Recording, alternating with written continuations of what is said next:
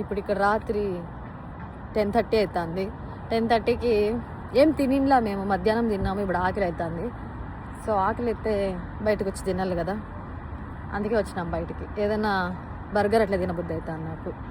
చూద్దాం. వింగ్ స్టాప్లో తిందామని డిసైడ్ అయినాం.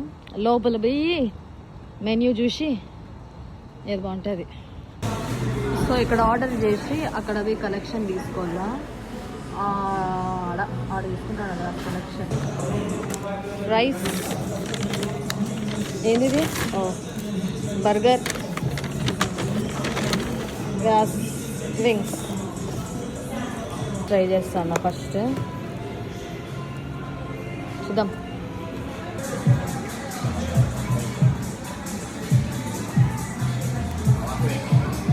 కారంలో వద్దిచ్చినట్టు మొత్తం బాగా